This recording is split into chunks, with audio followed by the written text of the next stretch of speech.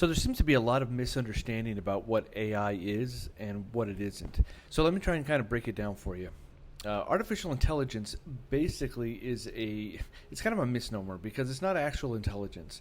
What it is statistical methods of getting information. So let's say that you have, you look at Chat GPT and you put in an input, what is AI? And it's going to look through its data. It's what's called training data. And it's going to try and determine from your prompt what is the best possible solution. So it uses a lot of mathematical functions to determine that from the inputs that it has. So it looks at what other people have over on the internet. What have they asked for in this particular realm?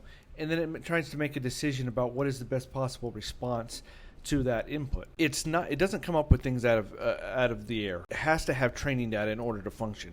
So it's not actually creating this out of its own mind. It's creating it from the data or the training data that it has. So the problem with AI is that it needs a lot of data to be able to make a decision. Now it's getting better, but what happens is that it's going to continually have problems because of the linguistic prompts that it's faced with. So, for example, as language changes, AI is going to have to keep up with those changes, and that makes it increasingly difficult, especially when you have different dialects of language and different understanding. What you have to understand is that all language and all communication is an interpretation.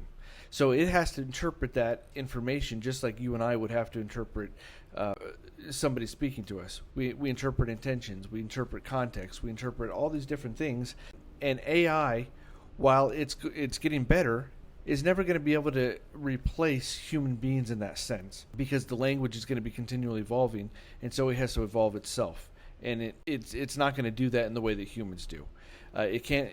The emotion involved with certain things, because AI doesn't have a pituitary gland, it can only mimic human emotions. It can't actually have human emotions, and it can't actually have thought of its own. Only what it's given in the training data.